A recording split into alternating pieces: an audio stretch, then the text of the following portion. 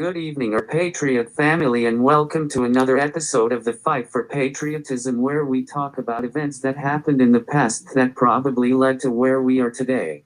I'm your producer, host, and brother Zachary Smouse, and with me is your brother Mayhem Studios. On tonight's episode, we are going to be discussing the Saudi Arabia relationship with our government, the United Nations using food as a weapon to exploit unprivileged countries, and Gretchen Whitmer's attempted kidnapping. I'll start off with a prayer, play my introduction, and then check on how Mayhem is doing. Dear Lord, I just want to come to you today and ask you for protection of this stream so it doesn't get taken down. I love you, my Lord. Amen.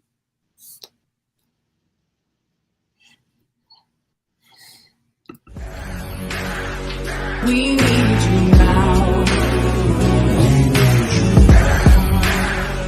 We need you now. One day, one day, one day, I hope you see the truth.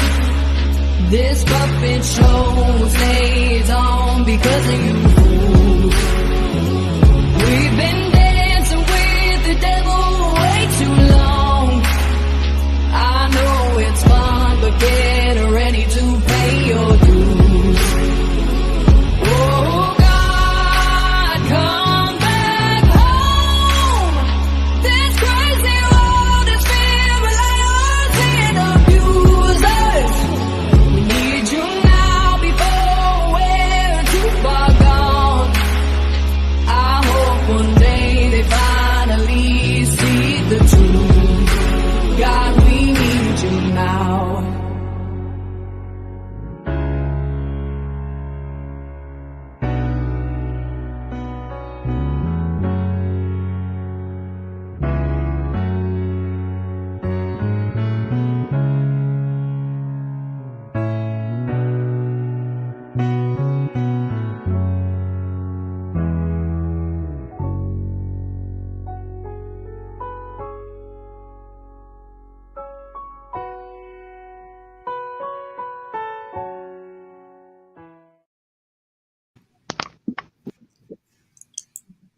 Hi, Zach.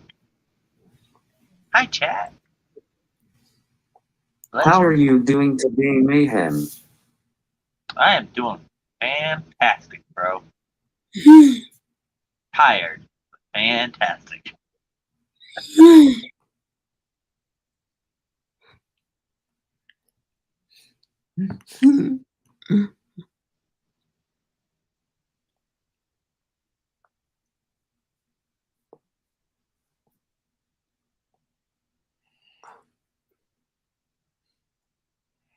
I'll warn you, I don't know much about this, so I'm going to be asking a lot of questions. Reading chat. Hey, Sharon. Bonnie.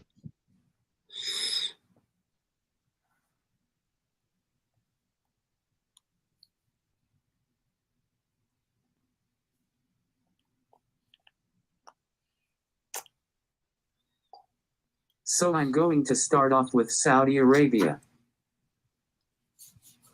All right. Go ahead. With Saudi Arabia.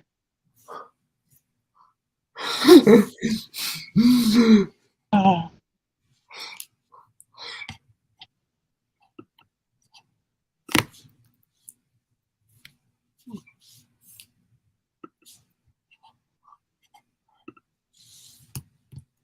See how professional that.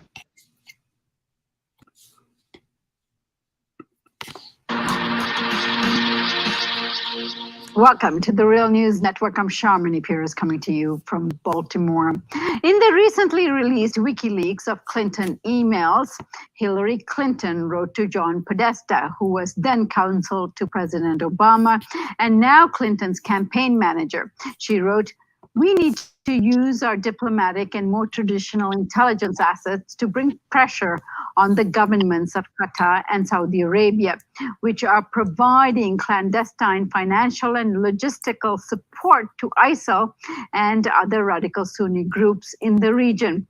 Joining us now to discuss the significance of Clinton's statements for U.S. foreign policy is Zainab Ahmed.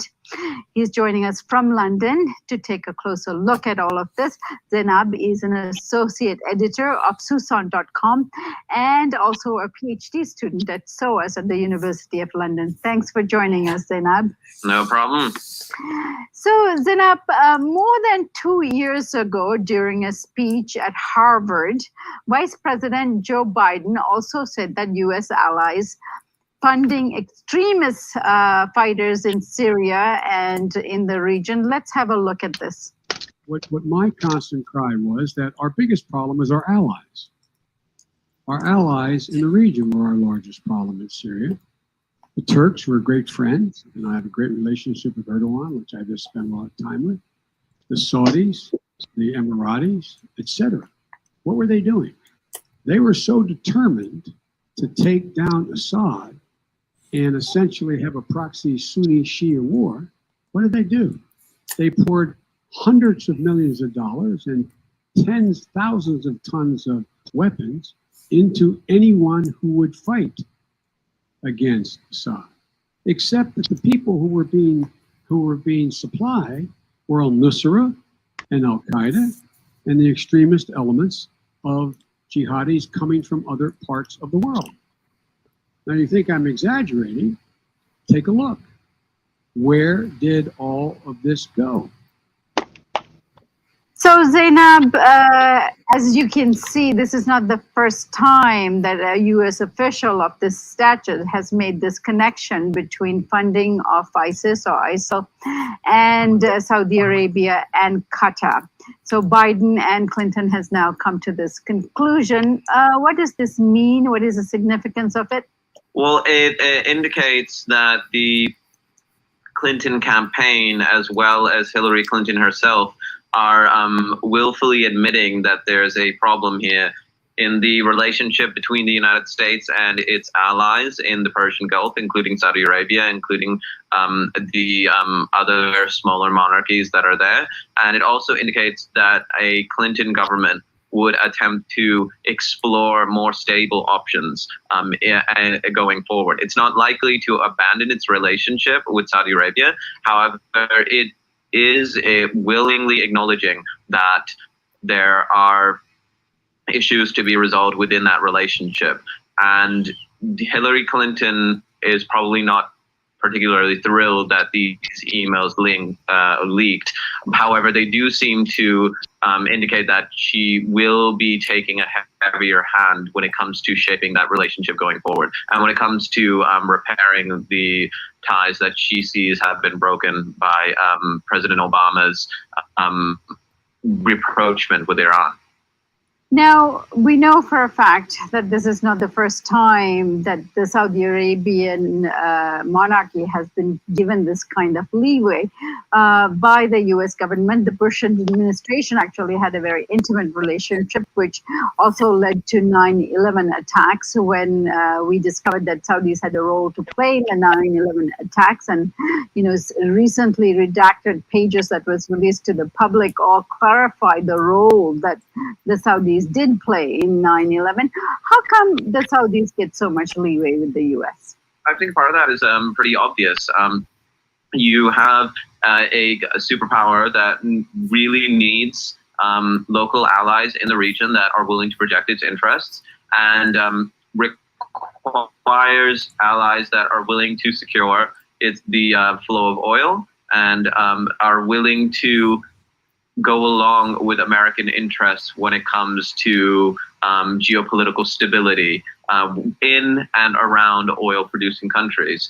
And Saudi Arabia has been able to take advantage of that in order for its monarchy to pursue its own interests, and in order for conservative factions of its society to pursue their interests. Now, Bilal, Qatar and Saudi Arabia are not only involved in this conflict, but they're also involved in Iraq and Syria.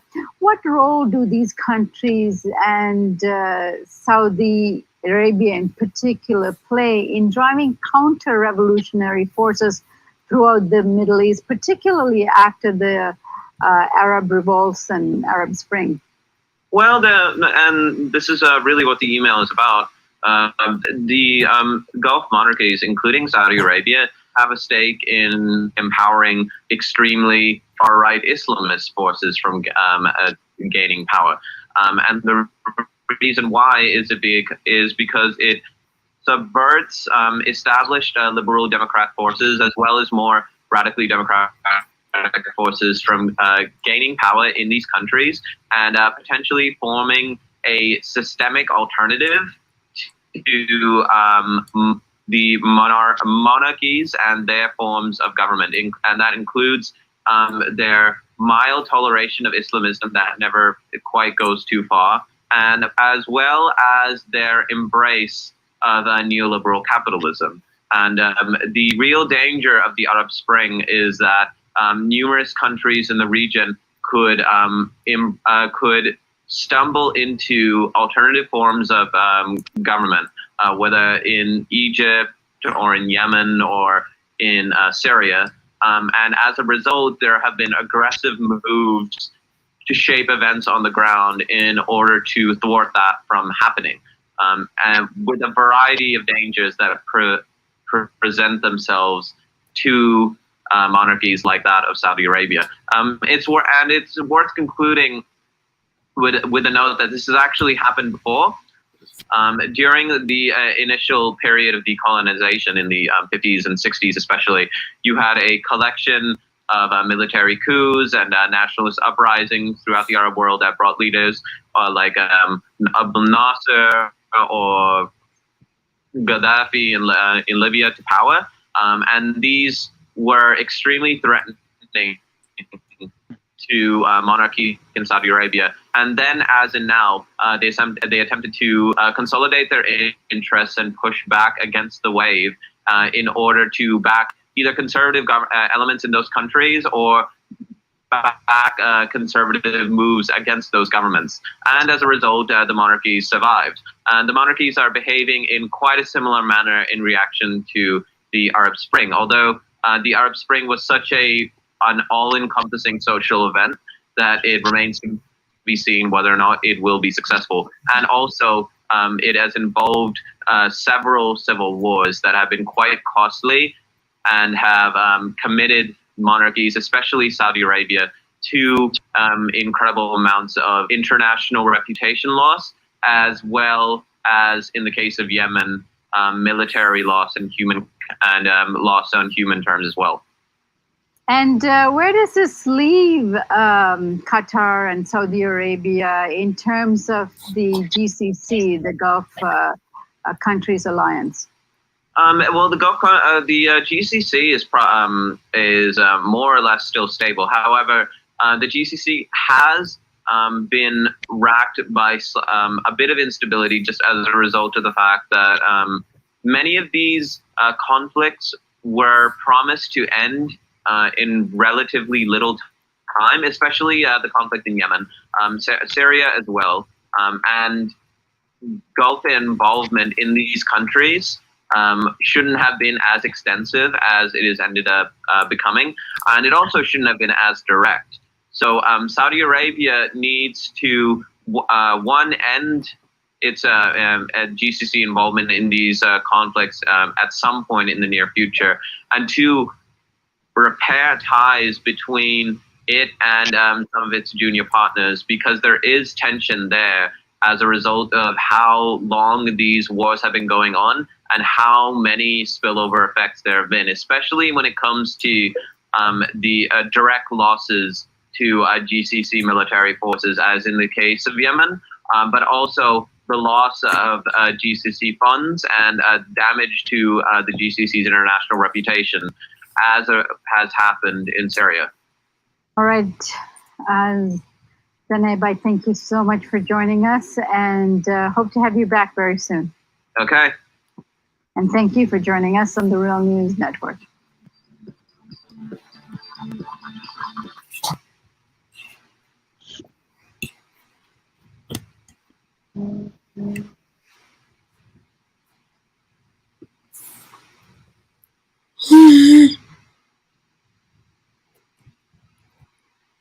All I can say is that guy needed to brush his hair. He looked like he woke up out of bed.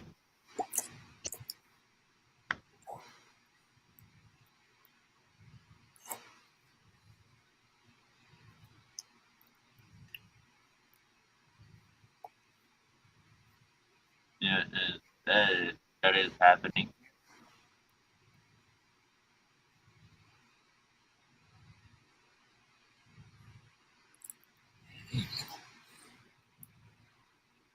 So the Clintons are connected to Saudi Arabia.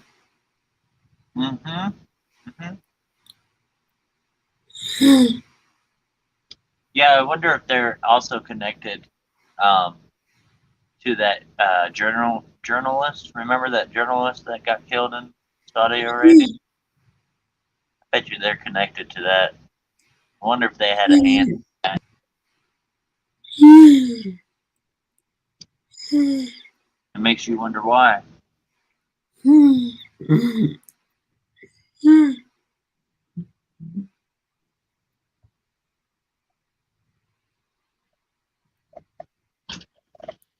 Hey, JH556.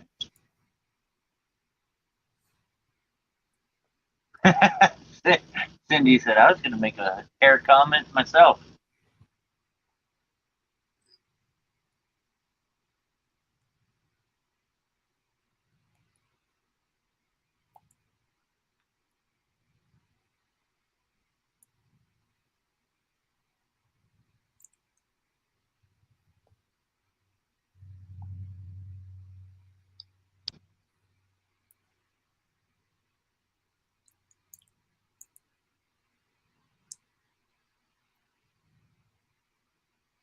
All right. That's got a lot of good topics he covers. I like it. And I'm not up here because I know about all these things. I'm up here to help Zach out.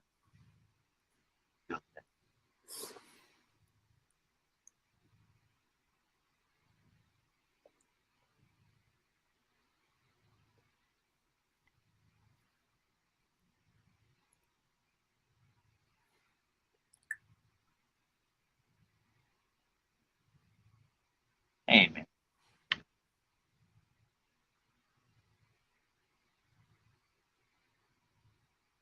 It makes me wonder why they are still connected to the government. Mostly because I want people to follow the money. Yeah.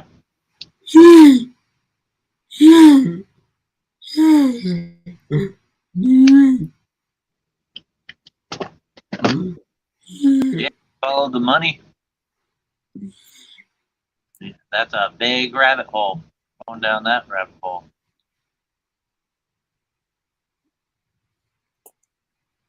Probably so you find out Soros probably involved. 100%. Rothschild.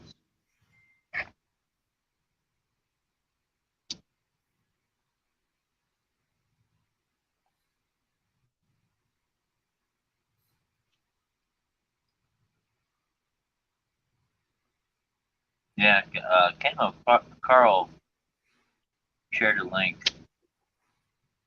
Saudi Arabia's mass execution from what? I can't talk today. Wikipedia. Can't talk anything.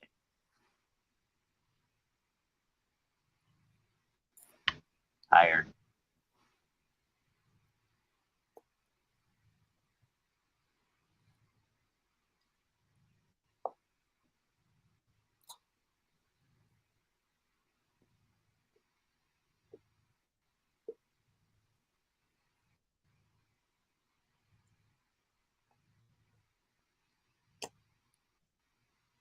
Hey, Indy.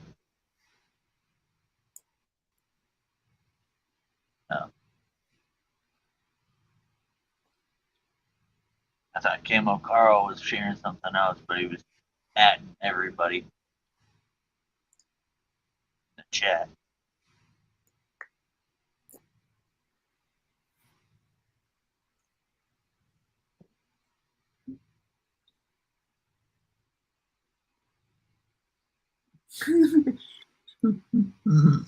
Yeah. Robert Bolt said we built their entire military. Saudi Arabia's military. That's right.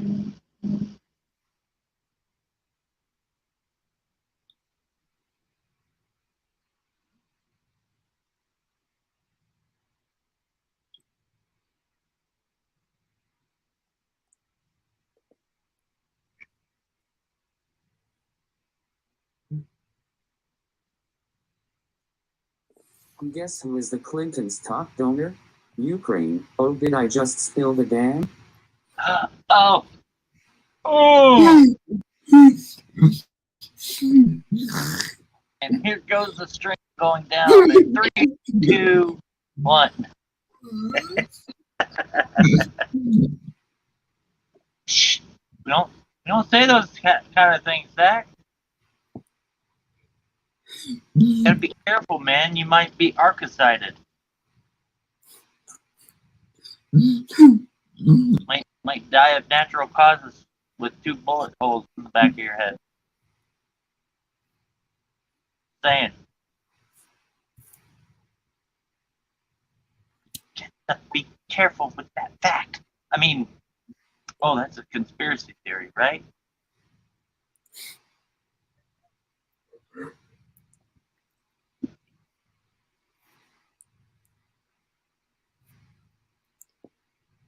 Wait. If that's a secret, and everyone knows that, it's not a very good secret, is it?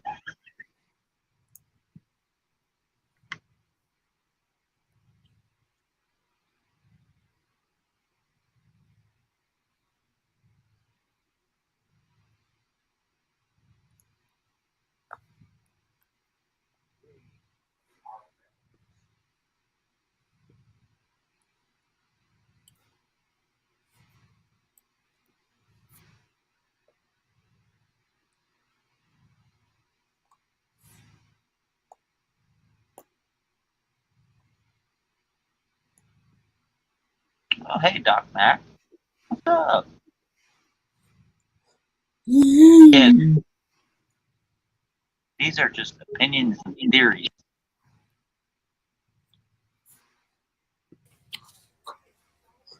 Hey! Hey, how y'all doing? What's up, buddy? I'm here. That's about all I can say. Man, you ran over here. Say again? I said you ran over here, didn't you? I did. I'm all out of breath and everything. Yeah. Oh my goodness. Got no idea what you're talking about.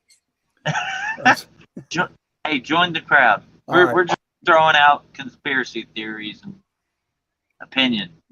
None of it is fact. Good evening, chat. Good to see everybody.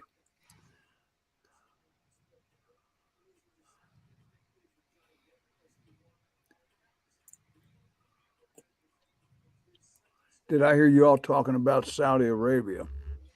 Yeah. I remember a lot of people getting civilian jobs over there back in the late 70s. And money just flowing like wine, man.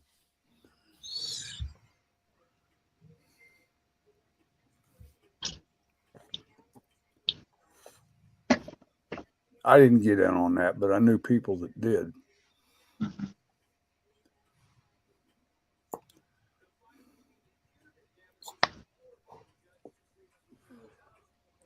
Yeah, I'm gonna be hanging around just a little bit longer, Zach, and then I gotta hop off.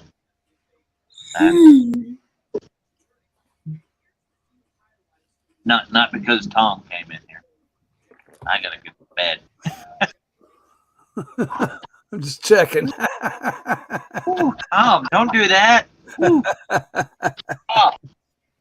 Oh, man.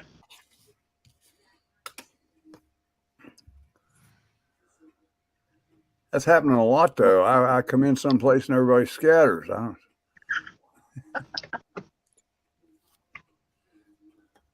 Well, did you shower before you came up, Tom?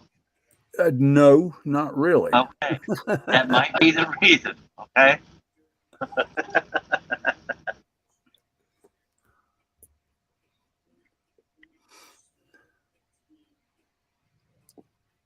Bug, what's up, Bug?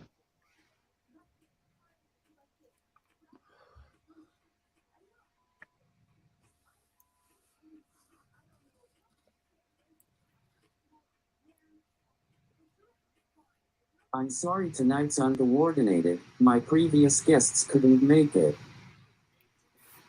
Okay. That's okay. That's okay. We'll wing it, man. Yeah. It'll be fine. Yeah. Tom, stop doing that, man. You didn't take a shower. Oh, that's right.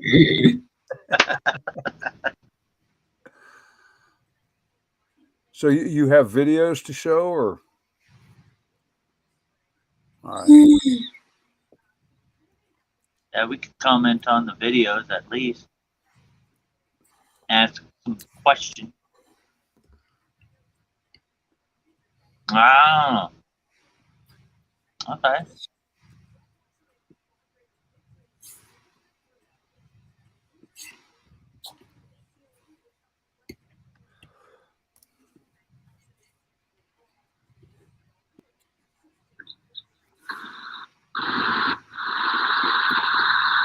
All right, folks. Hey, folks, I'm here with Danny Shaw. Danny Shaw is a professor, and he's traveled extensively in Latin America and studied the culture there, and he's also been to the Caribbean. And in light of recent events in Haiti, where we've seen the assassination of the president, UN troops are apparently on their way to the country, possibly US troops, definitely FBI, Department of Homeland Security heading to the country, rising unrest. We figured Danny Shaw was the person to talk to. And Danny, what is going on in Haiti? I mean, you were talking about Haiti a couple months ago, and people were kind of ignoring you. Now the whole world is looking at Haiti. What is going on in Haiti? Yeah, Caleb, so important to have historical and ideological clarity right now. I was en route returning from Haiti in Florida, coming back to the Bronx when this all unfolded. Of course, it came as an enormous shock. In the words of one Haitian revolutionary leader, Patrick Matulius, he said, he's in exile in Venezuela. He said we wanted to ouster the dictator, not off him. So the popular movement has had this massive campaign for years, since 2016, against Jovenel Moïse, who never had a constitutional mandate to begin with, but they wanted it to be a people's removal, a mass movement to step into the vacuum of power, not the usual actors who masquerade as the international community. That term kills me. It's been killing me my entire life. Who the heck is the international community? That is a euphemism for the imperialist cabal. That's the true IC. Who is the United Nations? Well, it's the usurper nations, though hopefully China and Russia will use all of their diplomatic weight against this. It'll be interesting to see how that plays out. So I was in Haiti. I woke up in Haiti the day before this all happened. So I probably caught the second to last flight out of there.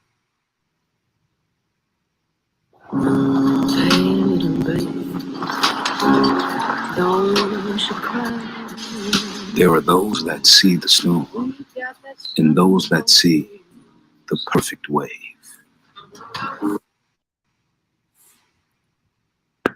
Gasoline's at $10 a gallon. If you're lucky enough to even access this gasoline, it's an incredible scarcity. The sweatshops are churning out U.S. production as always, and they always have a big stamp, U.S. aid. So it gives you a clear sense of where U.S. aid stands in Haiti. There's this big project called ᖴᖇᘿᘿᘍᑍ, where they produce stevia, other sweeteners. There's a lot of talk too about something to do now that CBD in the weed industry has all been privatized and commercialized. So Haiti has many, many uses. That's the number one fallacy or myth, that Haiti has no use. So it wouldn't come as a surprise that, again, they're going to send in the gunboat diplomacy, as it was called under Theodore Roosevelt. And a century later, what do we see again? And the headlines in the New York Times and CNN are absolutely painful, ridiculous, and hypocritical. They say Haiti asks for U.S. soldiers. Haiti begs. Hey, who is Haiti? So they throw out these terms. So the New York Times speaks for the 12 million people of Haiti? Did they interview any Haitians? So there's so much to unpack, and one of the contradictions of history is it's because of the death of a really unremarkable, unextraordinary, very ordinary, a great mediocrity, Jovenel Moïse, just the latest puppet trying to maintain power, that we're having these important conversations. But this is the way the teachable moment percolates, then so be it. Well, now let's talk about the assassination itself. So we understand that 2 of the assassins were Haitian-American U.S. citizens. The rest were former Colombian military folks. That's interesting, is it not? I mean, you know, people are looking at this and asking questions. I guess I'll tell you some of my thoughts. Why don't you tell me your thoughts first, as someone who's far more familiar with the situation? Yeah, in the media, they call this a bombshell. Un bombazo. It doesn't get bigger than that. But the headlines in the U.S. are just like, yeah, there were 26 Colombians caught, mercenaries.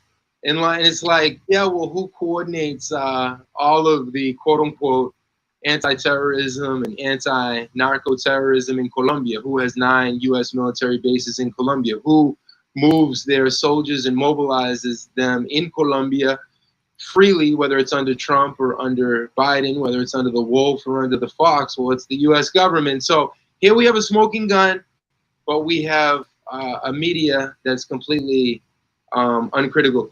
Caleb, can you imagine if one of those 26 Colombianos was like 1/4 Venezuelan, had a Venezuelan grandparent? This would be such a scandal. There goes Maduro. We have to invade Venezuela's security of the region. So certainly the left in Latin America, Cuban media, Venezuelan media, Bolivarian media, has it 100%.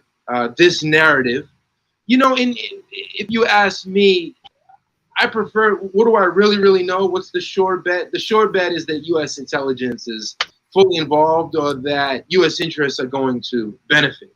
That's what I can tell you 110% clearly. Can I document for you all of the conspiracy theories, who's behind the scenes? No, no one can. But right now, that's the narrative that we're seeing from the quarters that we trust, both within Haiti and outside.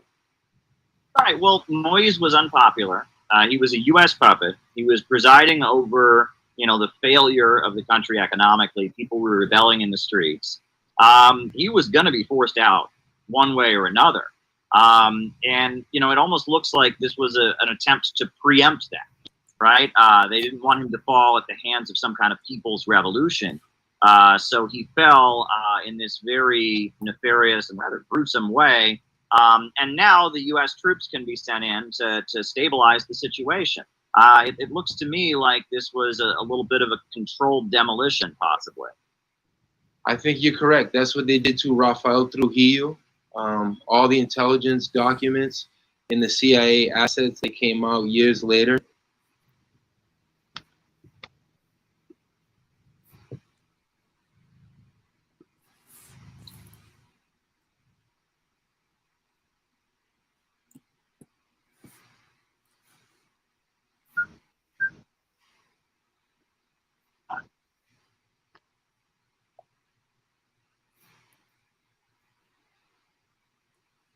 Why?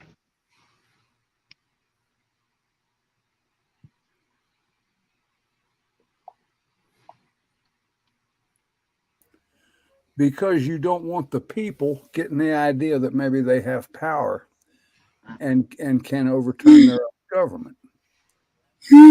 So you hire a couple of hit goons to go in and do it. Right.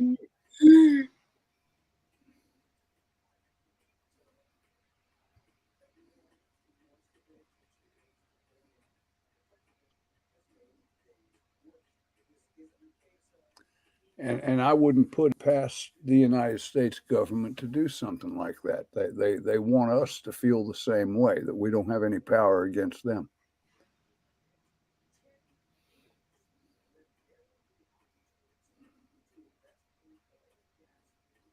Yeah.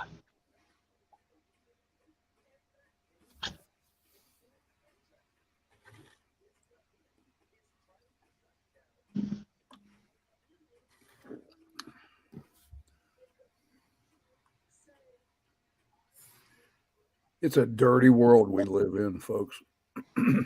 Forgive me. Very dirty.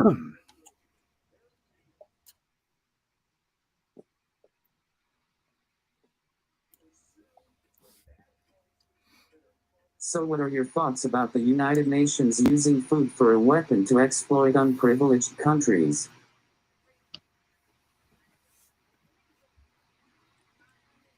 It's just another power play, man. Centralized power. Control. Uh-huh. This is just Haiti. Open your eyes.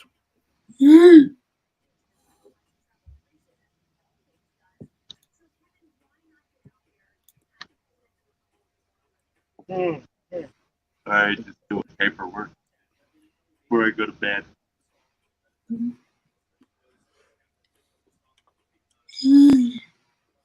right, I'm gonna hop off here, Zach. Mayhem, it was great talking to you, man. Yeah, it was good for you to see me, Tom. Have yourself a good night, man. Yeah, you too, Zach. I'll talk to you later, bro. Night. Love you guys in chat. Good night.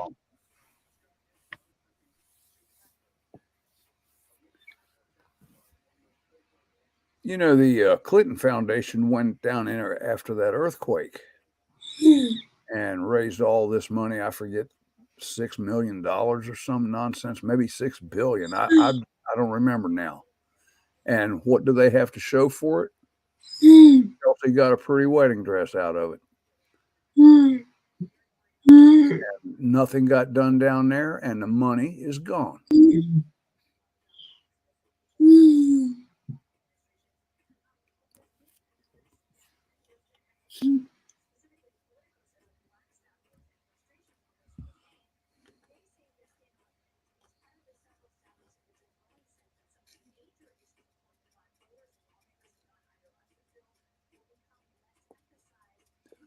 Talking about Haiti, Anarchy Television.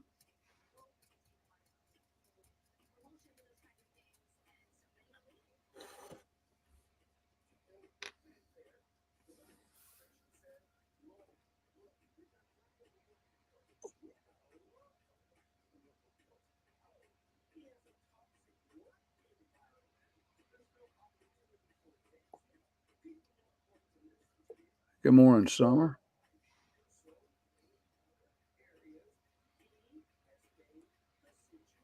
See, that's why I'm exposing the Clintons. I hope so. Be careful. Keep your doors locked.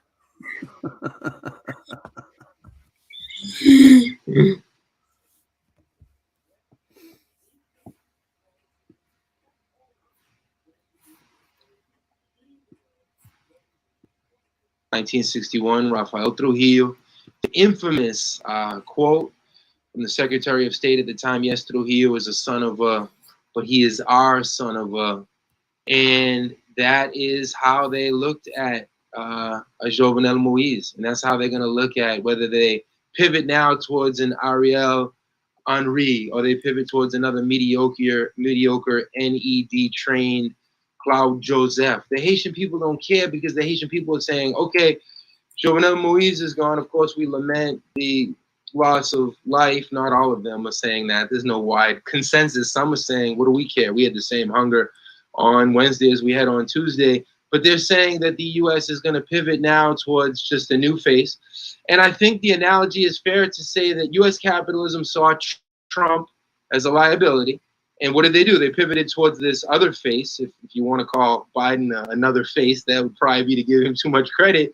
But that's what they've done around the world. They saw how unpopular Moise was. It was unsustainable. So I think what you posit there is very, very likely. Yeah, there was a similar situation in South Vietnam where you had some kind of ruling family that was incompetent during the Vietnam War. It's been documented that the U.S. imperialists just took out the ruling family tried. What's that? Noriega, Manuel Noriega in Panama. He refused to allow the Contras onto Panamanian soil.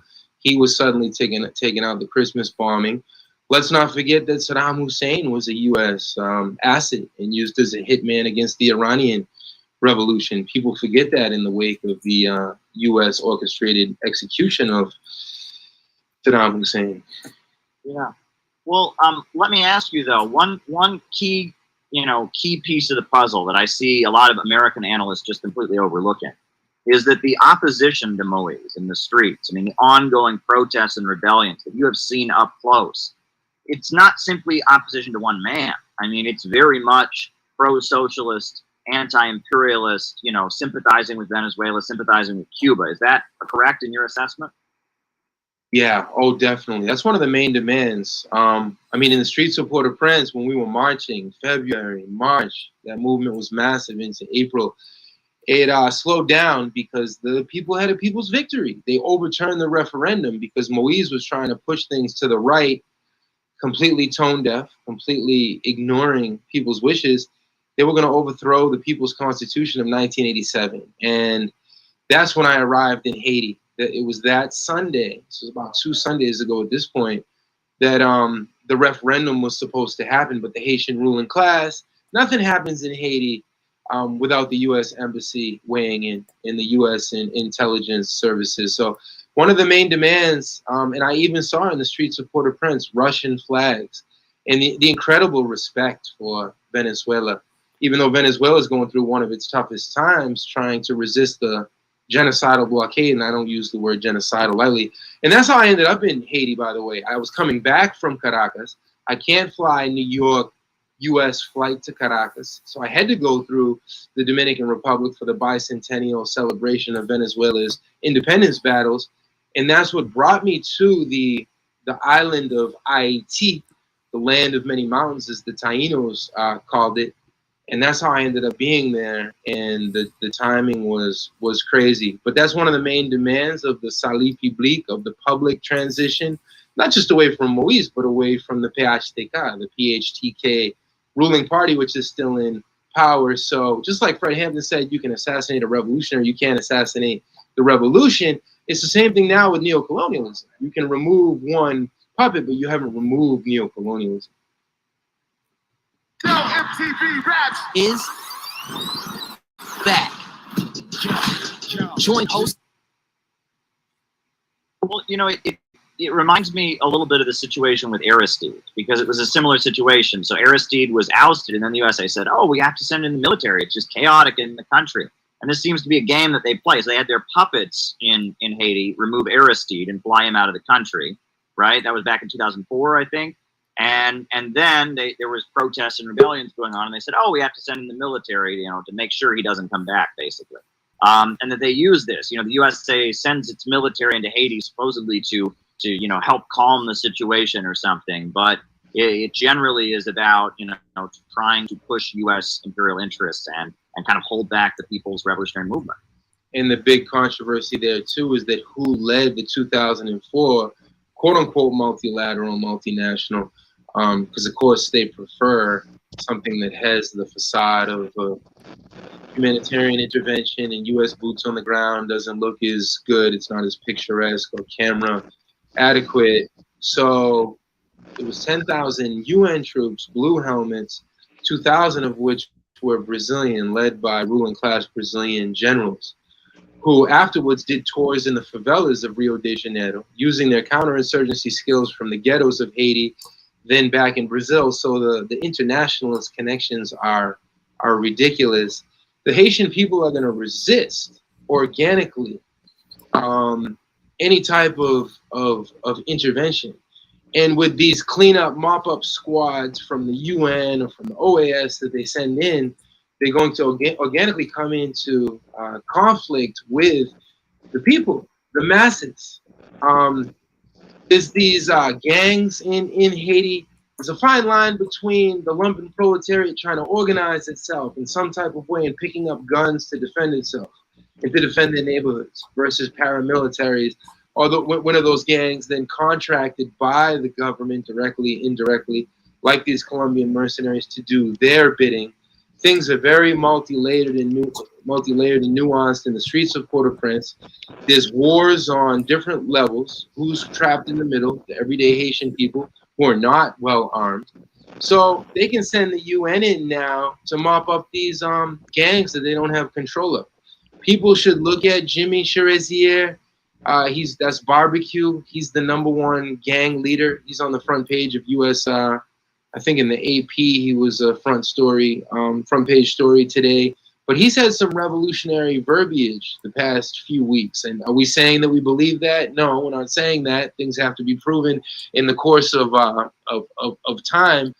But again, like you're laying out, when has a UN occupation invasion ever assisted the everyday people of a country? And that's an important rhetorical question, I think, for the audience to turn towards. Absolutely. And the ongoing problems in Haiti, I mean, you describe how, they have these sweatshops where people work in miserable conditions. You describe the hunger on the streets, the rising price of gasoline. These are the fruits of neoliberalism and of austerity. And again, we don't hear about it. If this was happening in a socialist country, they would tell us about it and they would blame the conditions on socialism. But this is the free market neoliberal regime the United States has imposed on Haiti decade after decade after decade, resulting in poverty and suffering over and over and over. So similar to what they've done to Mexico and the Dominican Republic and in Puerto Rico in a very different way, but all the similarities are there. So the internationalism right now, the solidarity with Haiti is very, very strong. There's different journalists and writers who've risked life and limb to get out a different version, the truth about what's happening in Haiti, to try to give a platform to Haitian voices, the very voices muted by the US media. There's only one dominant diatribe. And this was, again, an instructive week for all of us in the anti-imperialist movement, because this was such a bombshell. Of course, the New York Times and the LA Times and the Wall Street Journal and BBC, everyone's looking for their soundbite.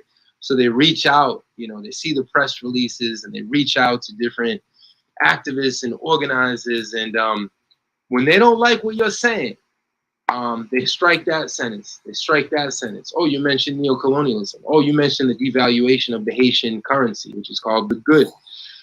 Talk about neoliberalism. It's amazing that from Miami, from DC, from, again, the international community, quote unquote, they can determine and dictate that the good in Haiti is now 104 goods for $1 US. And that changes on a daily basis. And the Haitian people have to wake up, just like the Venezuelan people.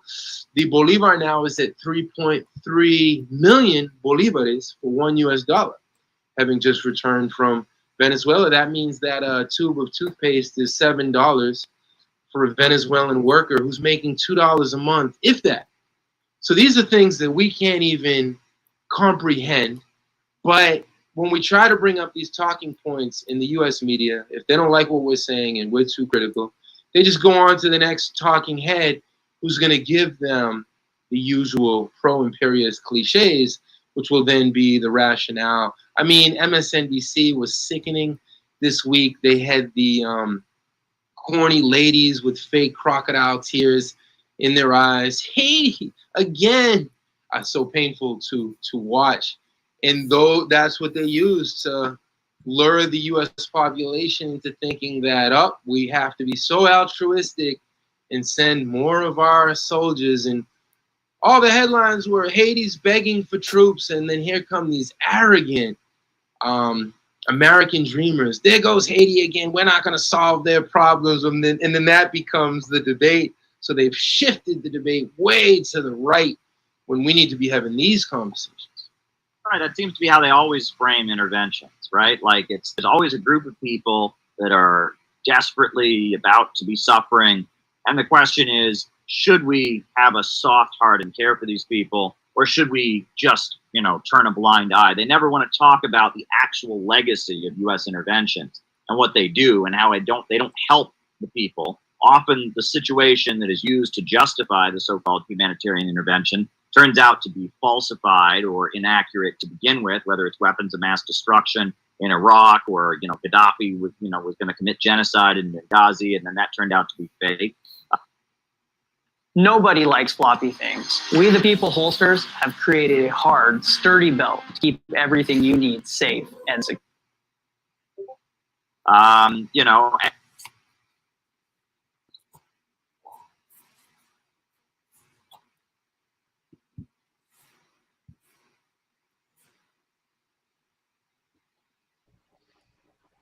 What happened?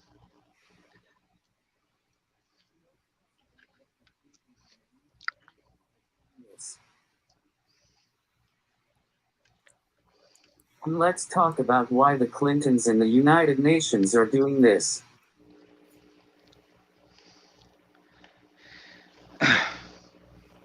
It's a good question. I think personally, it's the first thing is got to be money somehow. I mean, they're not going to do it for free.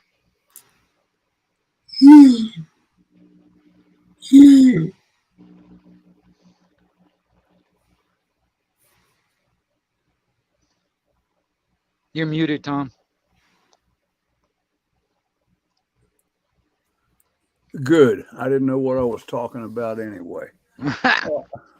No, I'm just saying it's for money, especially where the Clintons are concerned. This is not out of the goodness of their heart. It's for the goodness of their pocketbooks. I mean, it's like you were talking about. It's like that all that money that the Clintons raised up, man. I don't think hardly any of it actually got to the people. I mean, maybe some to the government over there, but none of it ended up. It works with foreign aid, man. Foreign aid, poor people in a rich company are giving their money to rich people in a poor country. Well, that's what bothers me about this crap where they keep on talking about the Ukraine. Yeah. Right? How much of that damn billions and billions of dollars they want to send up there out of the money that they steal from us in the form of taxes is actually going to actually get to those people out there? You know what I mean? After it gets picked through, it's like, I want my million, and I'm going to get my million. I'm going to get this and this, and that's what's left. Maybe $2,000 to spread out to everybody out there in Ukraine. Yeah. Yeah. That's what bugs me. It's like they think that we American people are the piggy bank for the freaking world. You know what I mean? I know a lot of people, including myself, that are struggling to keep the bills paid, to keep food in my refrigerator, and then they want to take more and give it to all these other people all across the damn planet. What is it? And taxes and stuff is like, what, 40% of my earnings? Yeah. And the elite, they don't feel it, so they can't. No, because they don't have to. That's like I was talking about, like those politicians like Biden and all that. And they talk, because I remember hearing a reporter ask Biden, it's like, hey, what do you, gas price is going to, what's the gas price is going to do? And he's like, they're going to go up. I'm sitting there thinking, I'm like, dude, you have never paid for a gallon of gas in your life. Nope. And he just says it like willy-nilly, like, business as usual. I mean, seriously, I'm welding right now to make money, and the vehicles we use run on diesel. All the welders run on gas. I mean, shoot, every single day before we go to even work, we're paying out about a couple of $100 just in gas and diesel. That's every day. I mean, yeah. I wonder, I was sitting there asking, I was talking to my buddy today. I was like, what's going to happen when the damn diesel gets up to $10 a gallon, when they've actually already reprogrammed a lot of these pumps to actually go higher than $10 a gallon? They're already setting it up. You know, because a lot of these pumps could only go to $9.99. Right. They didn't, you know, now they're reprogramming all these pumps around here to go over 10. They're just setting it up for us. And that's another thing too. I was talking to these truckers and stuff yesterday, you know, and it's like, you know, the stuff that they're going through and all that. And it's like, if everything goes up, the trucking companies and all that stuff, whatever cost that they have to deal with to do their business, all that cost is going to be trickled down to the consumer, you know, so they can offset their fucking business. Oh, excuse me. Go ahead, Jack. Do you think that they are doing this to Haiti because they want to create the same thing in the United States? I think that's why they wanted Hillary to run in 2016, because they want to make us look like Haiti and Venezuela. I believe you're right, and make it easier for the elite to collect it all for themselves. Yeah. I'm serious, man. I really, if I have anything to do with it, which it ain't gonna be much, but I will not allow it to go to Venezuela. You know, go to that. I mean, I know people in there in Venezuela that didn't make it out. They're still there. You know, so I know exactly what's going on because I hear it from them firsthand. You know, and I will not allow it to get to that point here in America. But I don't know. I don't have, you know, full control over everything.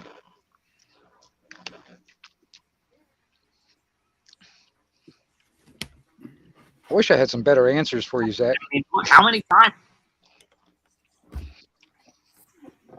has the U.S. sent troops to Haiti? How many times? I mean, over and over and over, right? And does it ever result in things just getting better? Not at all. I mean, I can't think of a single time where we hear a situation where the USA went there and, oh, things just got so much better.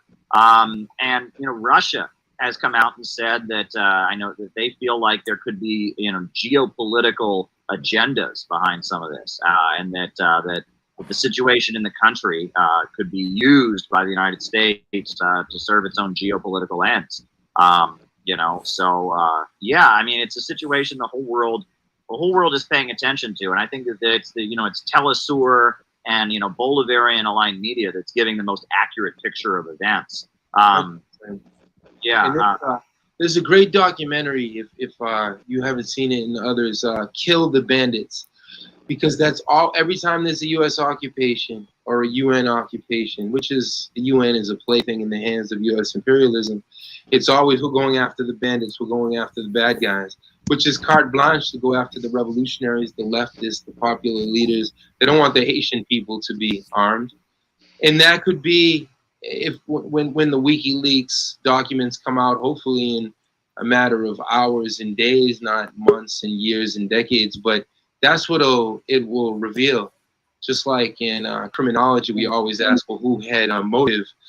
If Port-au-Prince is awash with guns, and a lot of poor people from the hoods also have guns, and I'm not saying they're using those guns in a revolutionary way, but they have the potential to become some type of self-defense militias in the ghettos. And I think they exist on some level. How consciously is the debate. If people want to really get to the thick of this, they should watch. Well, so Kill the Bandits is very done. You'll find very well done. You'll find it on YouTube. And they go into ― Soleil is the South Bronx of Port-au-Prince. And they just murder. The UN just murders. And Kevin Oliveira, the documentary filmmaker, risked his life to produce that in 2004. So very well done. Watch Democracy Now! On Thursday when we all awoke. We awoke on Wednesday, so the analysis didn't come in till Thursday. But watch, I don't know if you caught it, Caleb, but Democracy Now! Had this debate between IT Liberté, Haiti Liberty, which has been producing anti-imperialist analysis on Haiti for decades and decades, before it was Haiti Progress, IT Progrès, and then Daoud Andre, grassroots anti-imperialist organizer from Kamokoda in Brooklyn. And the two of them duked it out about the gang issue. And I have to say, Caleb, I've never seen something so live, intense in terms of a debate. Amy Goodman was just let it rock, respecting both of the speakers, But it was the first time that we in the Haitian Solidarity movement and within the Haitian Liberation movement that this debate spilled out into the public arena. And I think people will enjoy that debate, both for the right reasons and for other reasons. I'll leave it there so people click on that. Only two things are forever: love and Liberty Mutual customizing your car insurance so you don't pay for what you need. And if anyone objects to the... Well, let me ask you, who are the revolutionaries in Haiti? Is there a formal Haitian Communist Party? Are there revolutionary groups? Are there revolutionary leaders in the parliament? Can you tell us who the players on the ground that are anti-imperialist are? Yeah, no question. There's incredibly well-trained, well-versed revolutionaries. I think we have to start with the Black Panthers of Haiti, Molegaf, MOLEGHAF, movement of all Haitians for equality and fraternity. That's who I've been in touch with. I've got a lot of my training and vice versa, because that's what it is. What's the mark of a revolutionary in 2021? Training other revolutionaries. How do we multiply ourselves organizationally, ideologically? And Molegaf's doing that work in the trench towns, in the hoods. There's a bunch of good organizations. There's PAPDA, there's Parti Racine Pepla, the Party of the Haitian Roots. People should check out these organizations, set them up as speakers, which is easier said than done, because if you don't have internet and you don't have electricity, never mind internet in the hood, so there's this real gap. Here on the other side of the Caribbean Sea, Black Alliance for Peace and Code Pink, these organizations are doing incredible work. We have bi-weekly meetings of a Haitian Solidarity Committee that everybody should join. So that movement is there. When I was coming from Haiti, I was with an organization in the north, because I was far away from when Jovenel Moïse got killed, because there's already a gang war, a paramilitary war. There's all these wars happening, which are not newsworthy.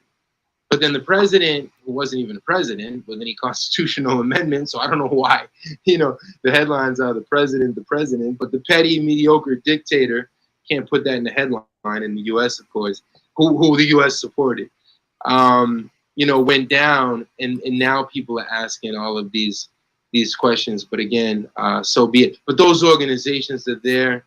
They're doing incredible work. Mouvement Paysan Papai, the Papai Peasant Movement. They do all this training. They have an ideological training school called Charmai Peral. So just like in the U.S., I'll go out and say it. We have is it a strong left? Okay, we can have that debate, but we're there. We're there in many different forms, and we're doing the work. And we deserve some credit. Everyone's always like, there's no robust left.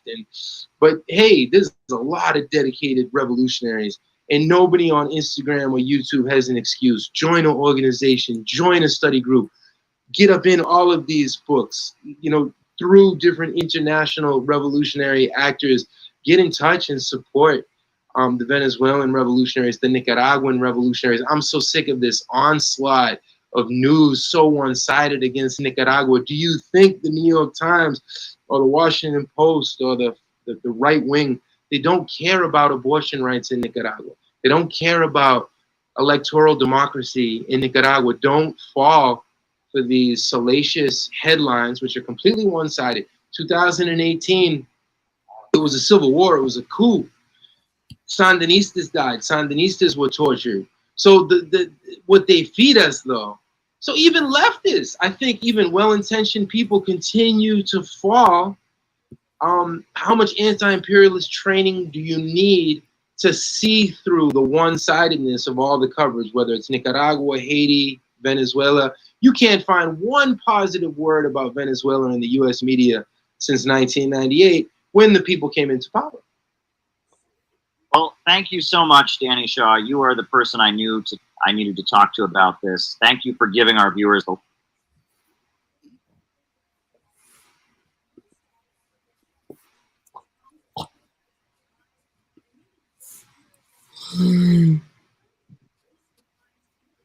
What's up, gentlemen? Hey, Carl.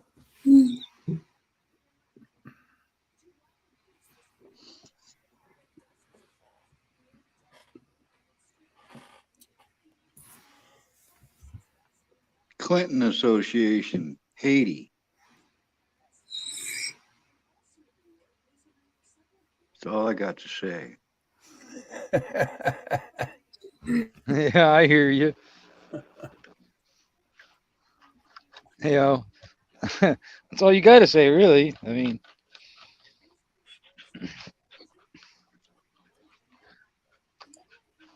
And the bald guy, correct me if I'm wrong, but he seems to be very leaning toward communist sympathies. Did I pick up on that, or am I wrong? the guy that was speaking just a minute ago. Yeah, in the film. I don't know. They're all starting to look like commies to me, Tom. Yeah.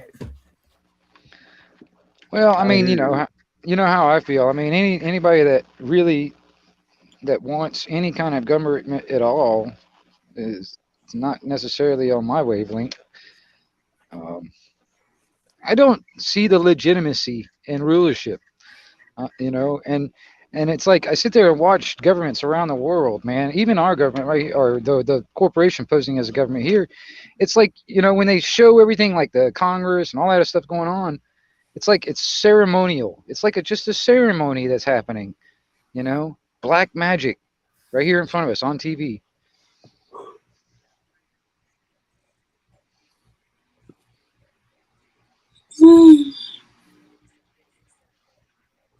Thank you, Indy. Oh yeah, thanks, Zach, for inviting me up, man. I appreciate that, dude. I wasn't expecting that, so that's awesome. Yeah, Zach, you rock. And hello to chat. I can't see what's going on in chat, but hello to all you in there anyway.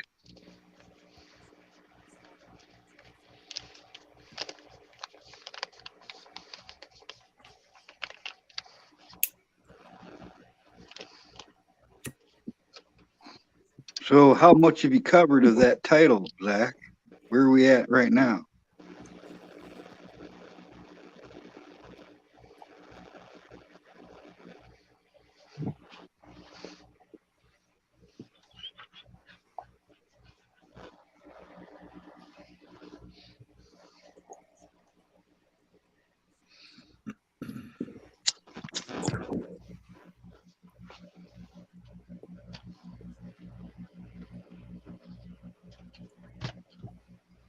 We just finished the United Nations section.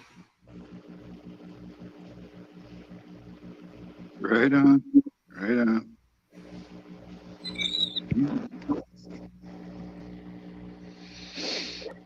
Let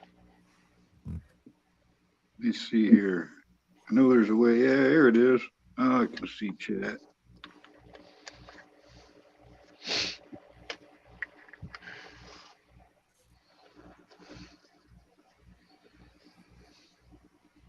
All the good people are here.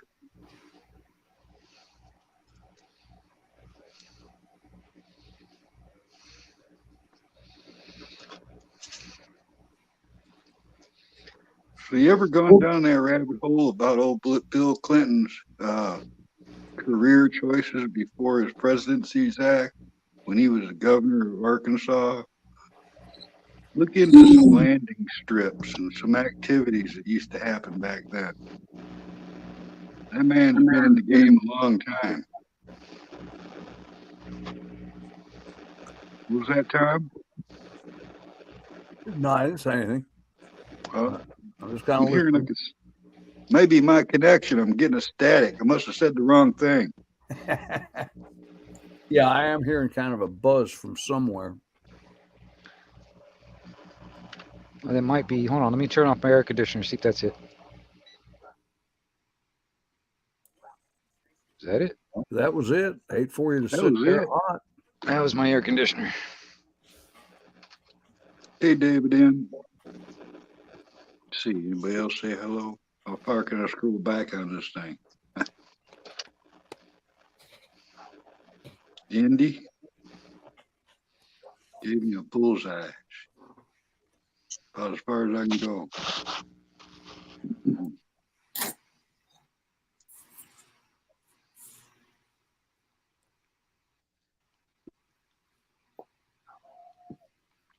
Good evening, David. David N. Good evening.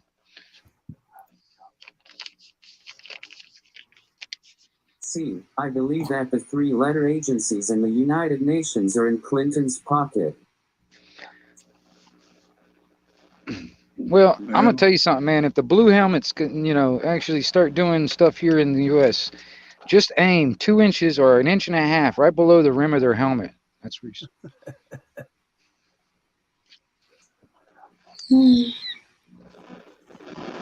Blue helmets have no business in the United States. I mean, that should be a given, and every citizen should feel that way.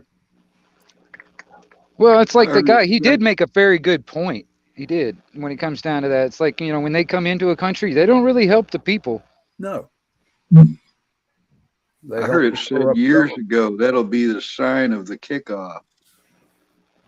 Oh, yeah. Well, they already have troops and equipment here in the U.S. Well, in small quantities from what I can find. Maybe even manufacturing or retrofitting of equipment.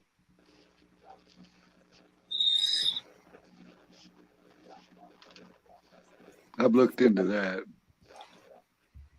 Some of those sites that they'll play off like, oh, they're sited here or something, those have been there for years. Well, they didn't have any business being there for years either. No, it's an occupied. It's a foreign occupied force. The only way that'd be understandable, really, is if it's a private company gig. Whereas, like, you send a vehicle in to get it modified or even manufactured. Sometimes they take a vehicle right off a line and modify them and stuff. I could see something like that.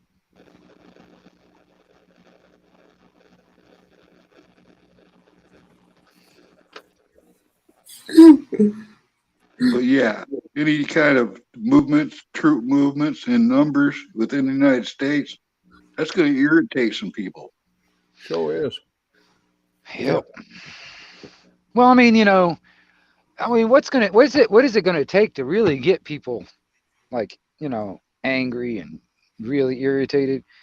You know what I mean? Because I was sitting there, I was like, I was sitting there talking to the guy about that school that just recently, and I was sitting there talking, I was like, man, I'm gonna tell you, I know exactly the one person that would have ran into that school and took care of business, and that would have been Kyle Rittenhouse.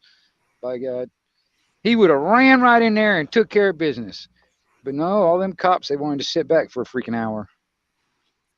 They're coming after the guns hard now.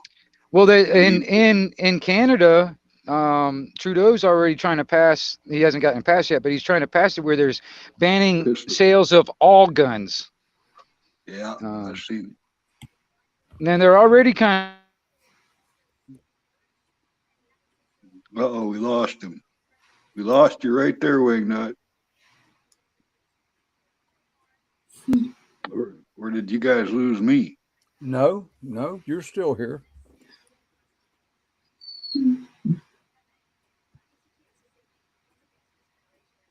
The UN is listening.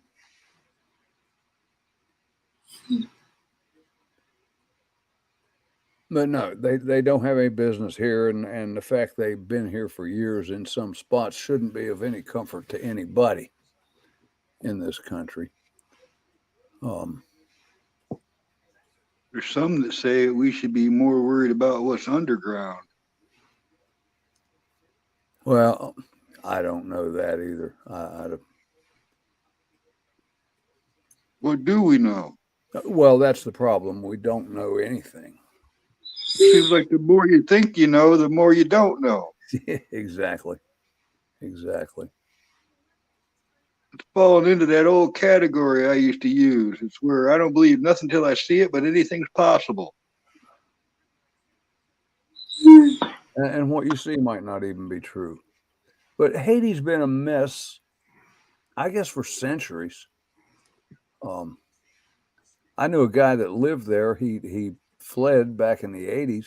I worked with him for a while. Great guy, but scared to death of police and any form of government at all. I heard they were ravaged and used by even nonprofit organizations and, you know, charity organizations, and they've been trafficked and all that stuff. They've been,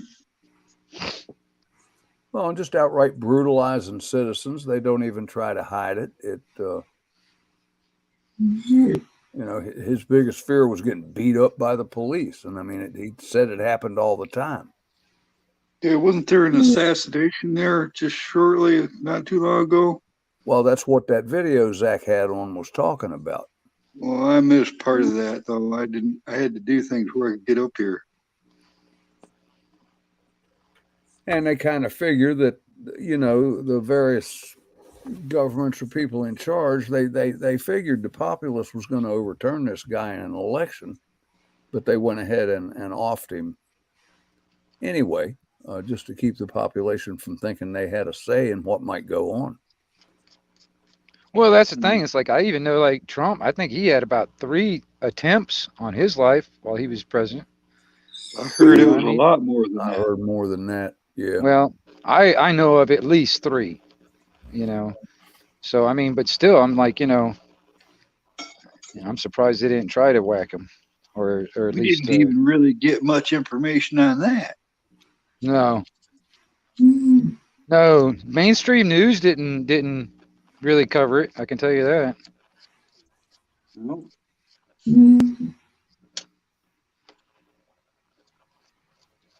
Everything's been sketchy. Remember the Vegas shooting?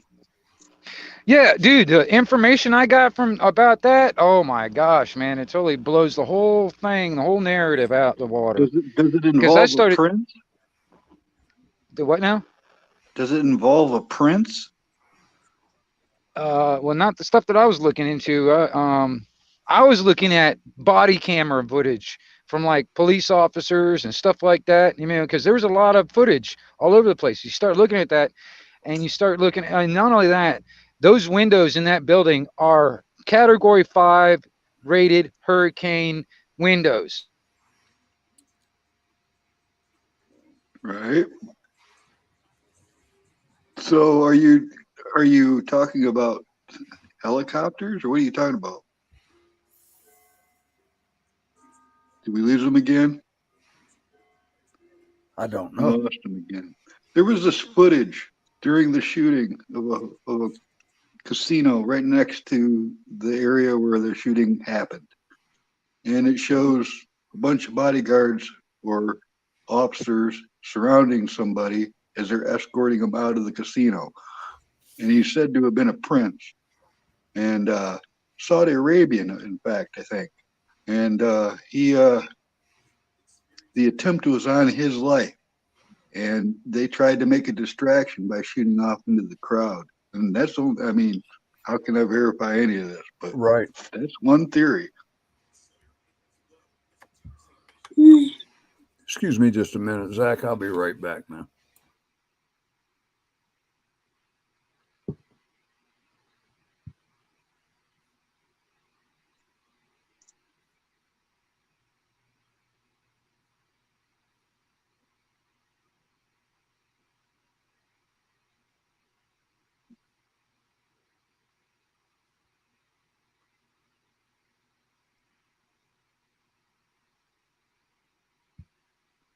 What's weird about that, Andy, is I saw live coverage of that, or at least current coverage of it when it happened. And then it was like not discussed anymore. Then I seen this theory come up and show that footage again. So they put that information out by accident at first. Sorry about that, Zach. Man, my phone always goes haywire when I get into deep conversations.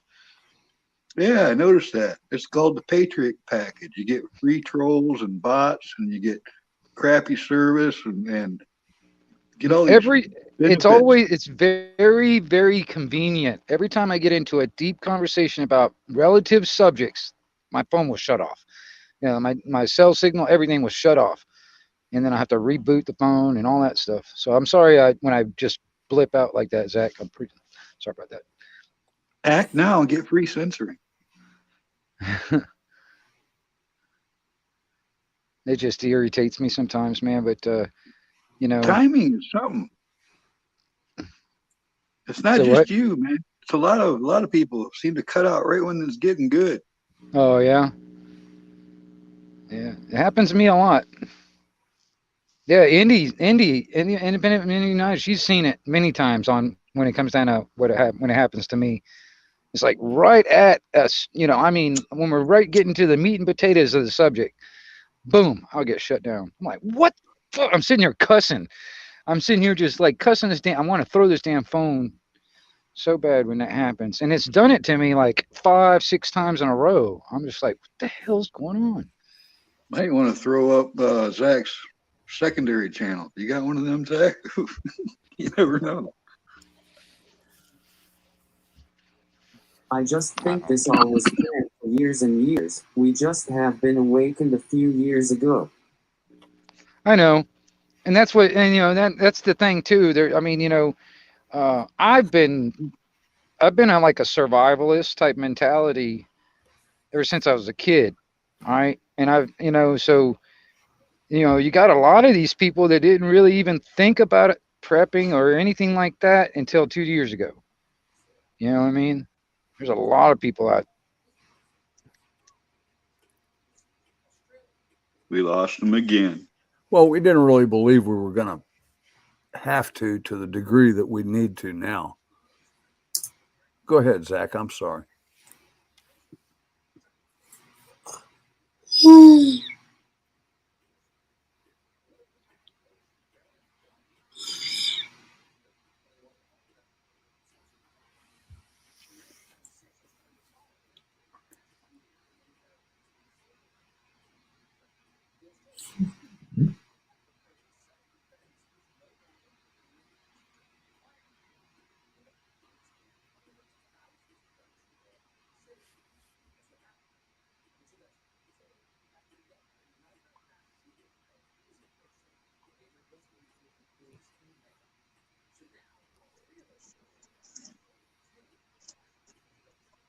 I accidentally hit the full screen.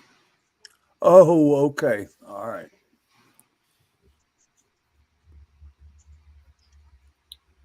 Oh, good. I'm trying to read chat and keep up here. I just realized how I can do this without screwing up.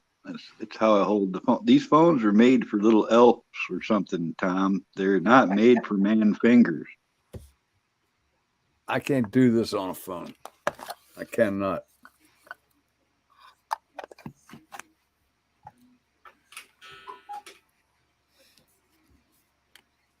Now, I much prefer the computer for typing and everything else, but I use a phone to talk to y'all. Yeah, man, I'm gonna tell you, that gets frustrating. Are you back? Yeah, I'm back for now. All right.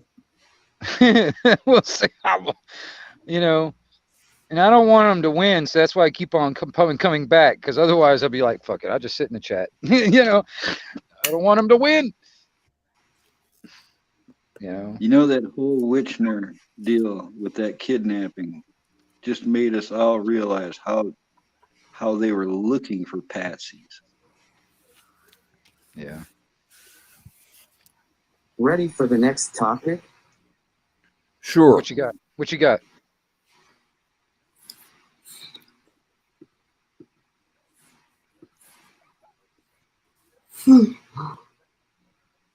Arrested for trying to kidnap a governor.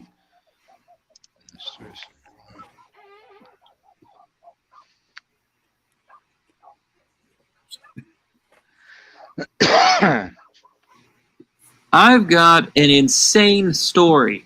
The FBI just arrested 13 members of Antifa who were planning to kidnap a governor, Gretchen Whitmer, in Michigan, to start a civil war.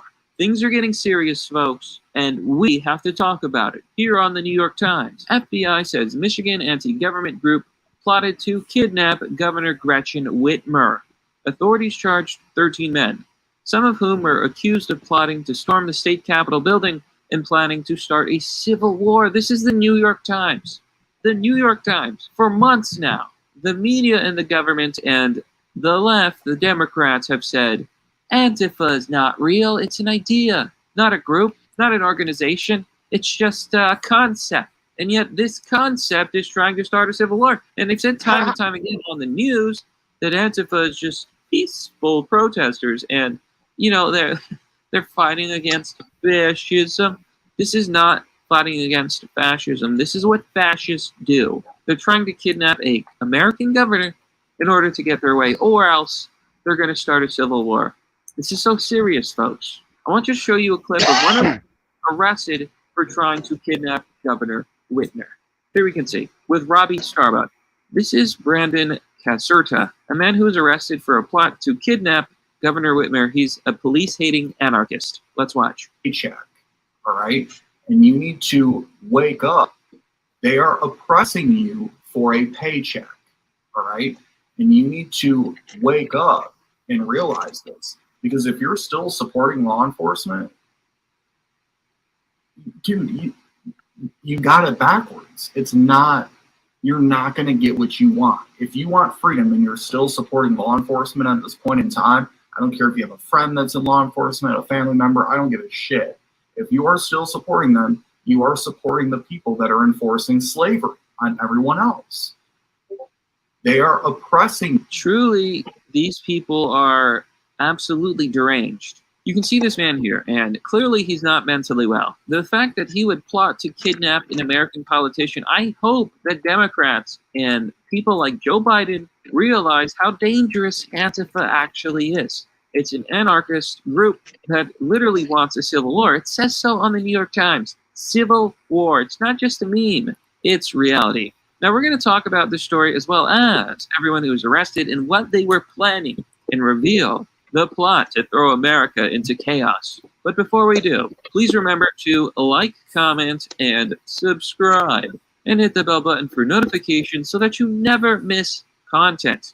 You hit the bell button, you get notifications, and it'll let you know when I upload new videos. And I just want to give a quick shout out to our sponsor. How to partner? The Brave browser protects your privacy and gets you back in the saddle, making it safe to surf the web again, ad-free. Even Vladimir Putin probably uses it. If you do choose to see ads, you get paid for your attention in cryptocurrency. If you're still using YouTube on Google Chrome, then my pet horse is laughing at you. Don't let the stallions of Silicon Valley spy on you and mount you like a prize.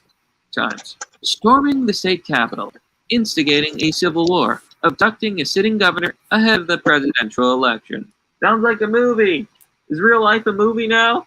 Those are among the planned activities described by federal and state officials in Michigan on Tuesday as they announced terrorism, conspiracy, and weapons charges against 13 men, saying at least 6 of them had hatched a detailed plan to kidnap Governor Gretchen Whitmer, who has become a focal point of anti-government views and dissatisfaction over coronavirus control measures. This is terrifying, folks. The group met repeatedly over the summer for firearms training and combat drills. This is not what a peaceful person does. And I would also like to add that this is not an ideology. It's not an idea. Joe Biden denied that Antifa even existed. But here we are. This is very, very real, folks. Weapons training, firearms drills. Folks, this is serious. It continues and attempted to build explosives. You know what I'm calling it? This, my friends, is terror on our domestic soil. Why are the feds releasing report after report about how supremacy is the #1 problem in America when we have actual terror on our streets? These people are burning down cities. They are members of a radical anarchist left, and they are spreading chaos. It continues. They also gathered several times. They're not part of anarchy. In the basement of a shop in Michigan that was accessible only through a trapdoor under a rug. The FBI said these people are unhinged and deranged. These people are insane. The men had surveillanced Miss Whitmer's vacation home in August and September, and they indicated they wanted to take her hostage before the election in November. Richard J. Trask II, an FBI special agent, said in the criminal complaint in July, one of the men said the group should take Miss Whitmer hostage and move her to a secure location in Wisconsin for a trial? Miss Trask said a trial. So they were planning to kidnap an American politician, and oh my God, who even knows what they were planning to do? If I had to guess, this was a planned execution. We've seen Antifa take human life before. A Trump supporter who was targeted by a man named Rhino. He murdered a Trump supporter in cold blood.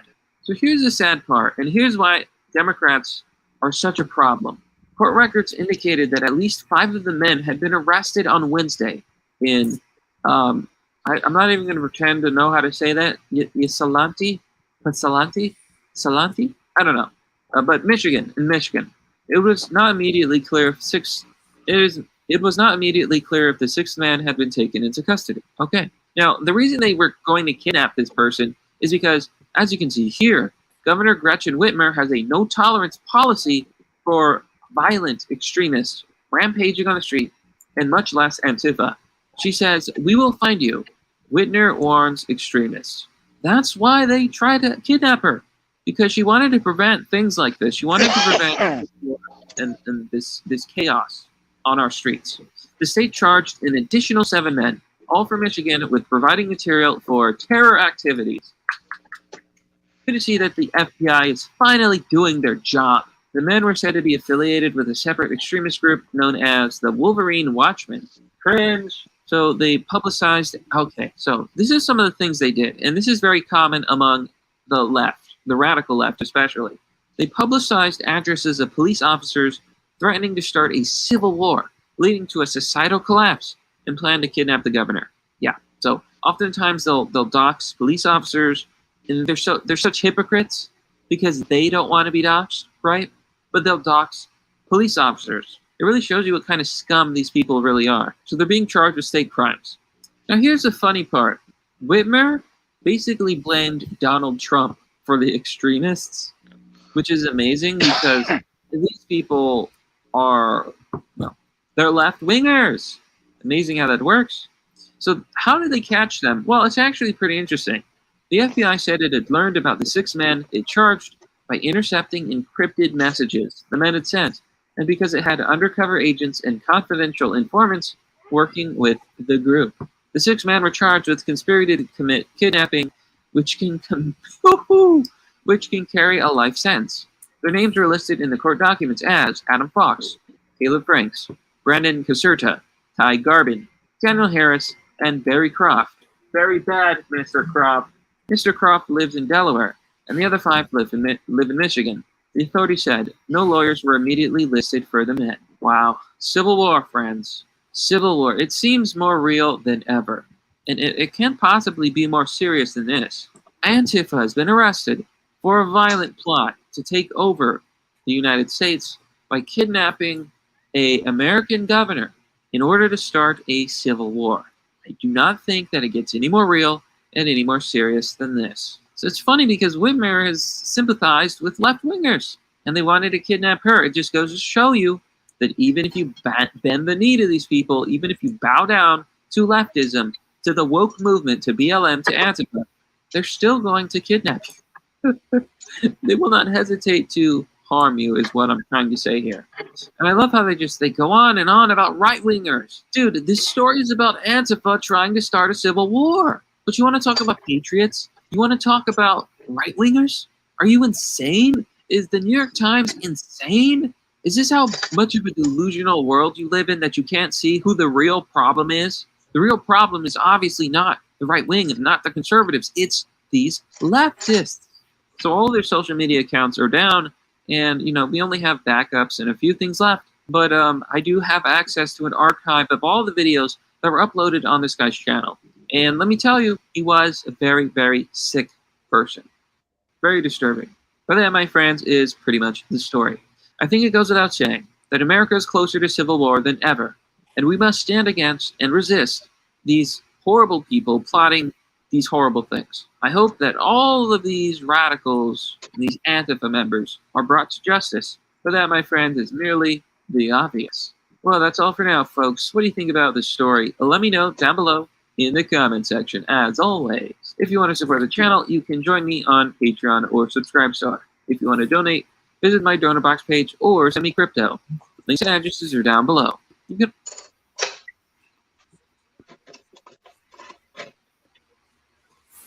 Now, I don't know how old this video is that you just played, Zach, but didn't it come out after that there were FBI agents that were in that deal up to their necks? Yes. That's what I thought.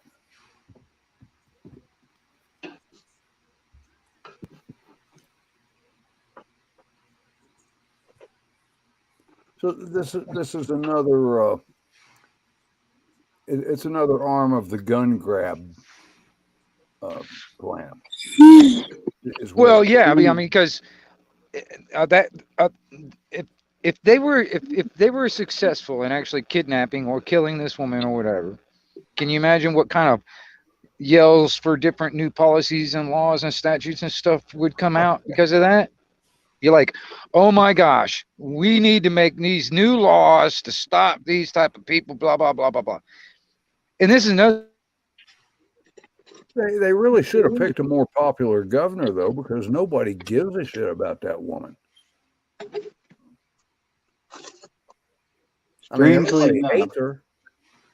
Strangely enough, when that high school shooting happened here in Michigan, she was there within hours to do her little speech for the local news. Oh, sure.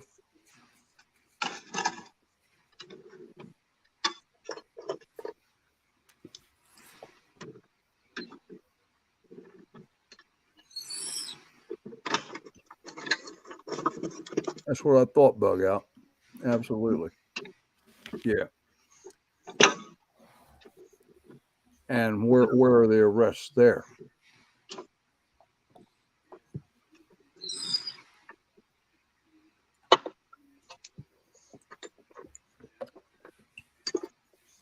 I think they even sandbagged a little on the amount of FBI involvement when it first broke about that.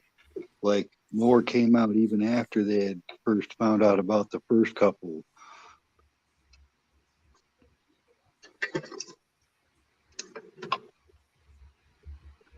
Just like with that Kyle shooting. I didn't see the video of the guy with the pistol approaching him until like 2 weeks before the trial. Right. They hide the footage they don't want you to see. So it fits their narrative until they can't hide it no more.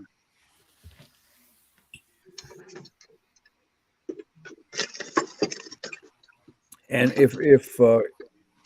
well, it's not if, he was found to be justified in shooting those people, why haven't the ones that lived through it been charged with threatening him? Haven't heard a word about that either. See, they're throwing so much at us that we don't even have time to chew on these things and think it over before something else happens. Well, I think that's done by design, Tom. Yeah. Oh, I think so too. Sure. It's like a shock and awe type of thing. All this shit is not just happening randomly. It's all being planned. Moose Man, awesome to see you, man. I mean, you know how you were saying it's like it almost was like a movie script. You know what I mean? They're just playing by the script.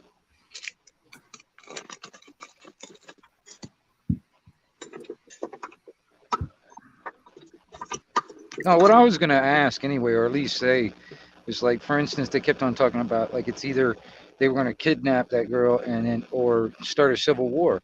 I'm like, how is Antifa going to start a freaking civil war? I mean, give me a break. Yeah.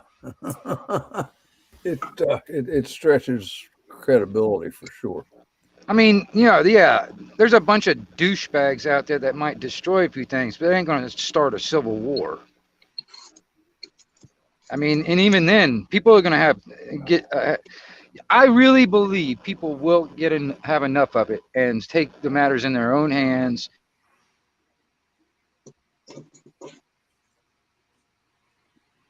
Do Did we lose him again?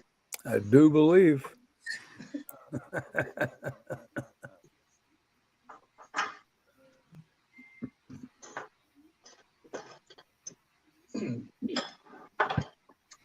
He was just getting his rant on. He was, yep.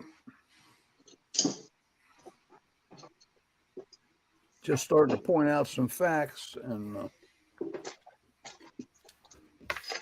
gets shut off.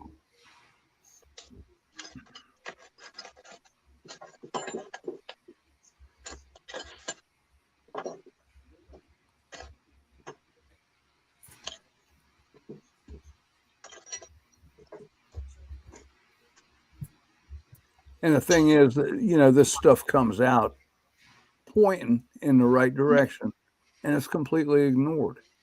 Oh, well, we're not going to talk about that today.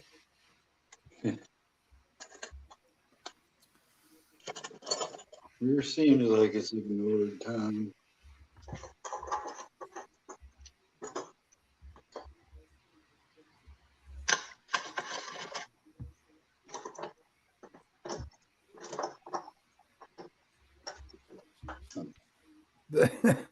I don't know. From what I've heard from people in the Michigan area, the way that woman acted during the panic, they could have kidnapped her and they'd have had to pay Michigan to take her back. She's not very well liked. Not at all.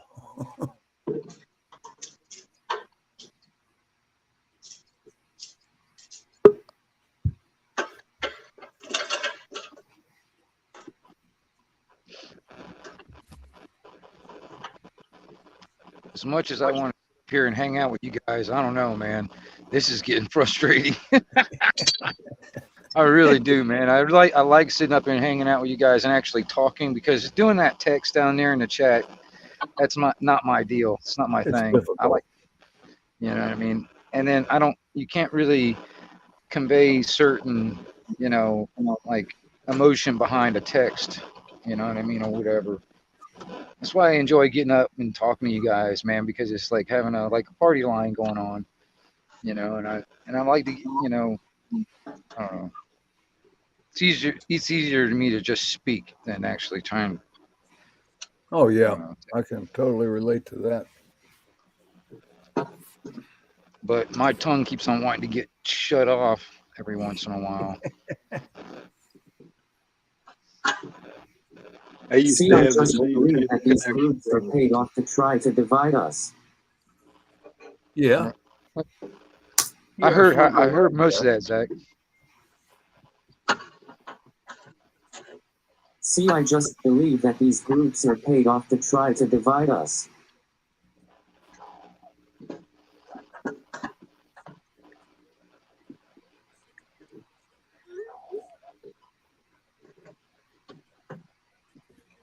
Wait a minute.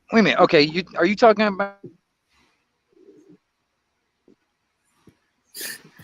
I'll be damned.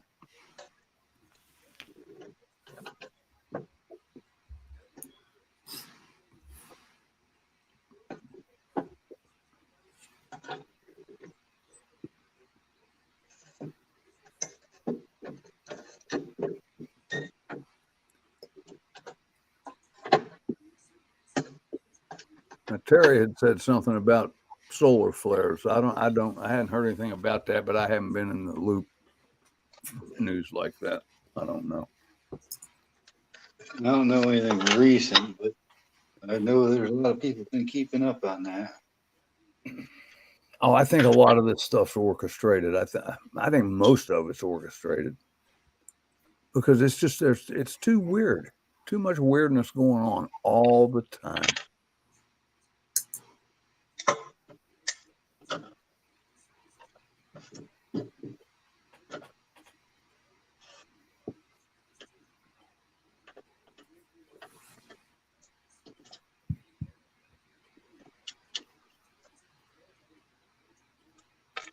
Not a whole lot acts normal these days, does it, Tom? No. Not the normal we were brought up with.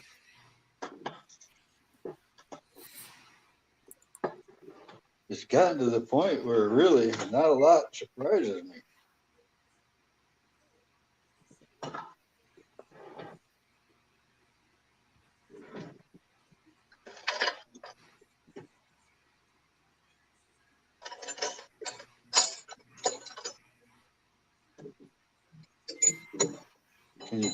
Can you hear that I'm cleaning out my toolbox here? Oh, I didn't know what that was. I thought that was Zach pounding on the keyboard. This is just one of those things that got put off for long too long.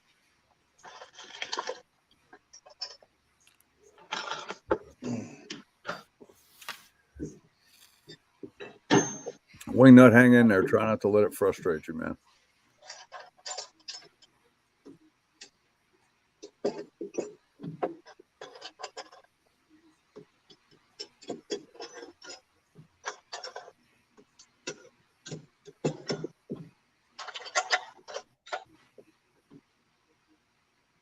Did Zach fall asleep on us over there, or is he typing something?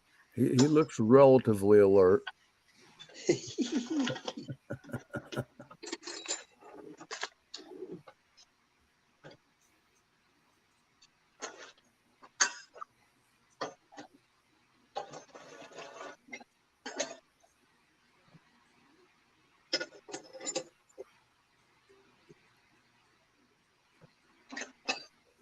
Oh, thanks, Ron. Yeah, I sent you a letter this evening too. So everything will happen on both ends about the same time, I hope. And I appreciate it.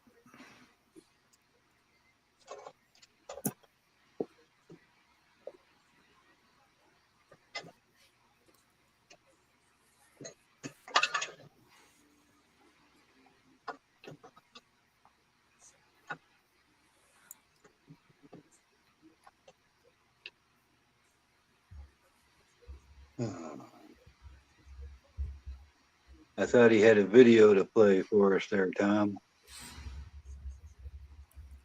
Didn't mean to. I was just waiting for the video. I didn't mean to be so quiet and boring over here. No, we already saw the video. Oh, I thought he had more lined up. Oh, okay. I don't know.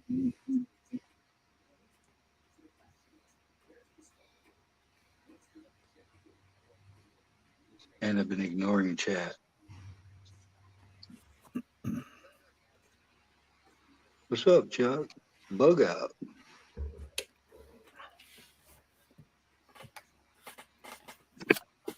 Jack. Moose Man. Don't see him every day. Yeah, home.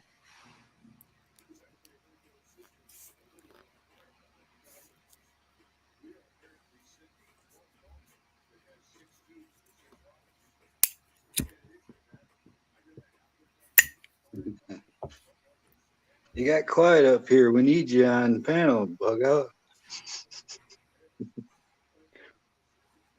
Not saying you talk a lot or nothing.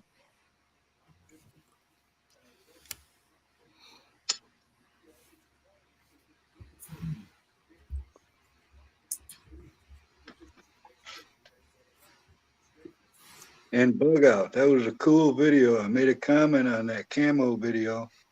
What is that synthetic 3D camo? Is that noisy stuff or is that nice and quiet? When Zach goes full screen, he's fixing to talk. I gotta get out of chat to see that. Well, hey family, I'm going to cut this short tonight as I have stuff to do tomorrow. Thank you for joining us tonight for more exposure to our government. Have a great night and I love you all.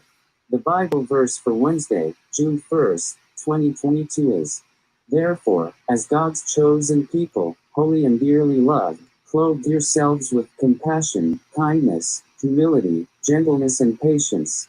Colossians 3:12 NIV. Thank you, Zach. Amen. Thanks, Zach, for having me up here. We'll Good see y'all advice. Very hard to follow. Love y'all, man. Good night, Kama. We need you now. We need you now. One day, one day, one day, I hope you see the truth. This puppet show stays on because of you. We've been dancing with the devil way too long. I know it's fun, but get ready to pay your dues. Oh God, come back home. This crazy world is filled with liars and abusers. We need you now before we're too far gone. I hope one day they finally see the truth. God, we need you now.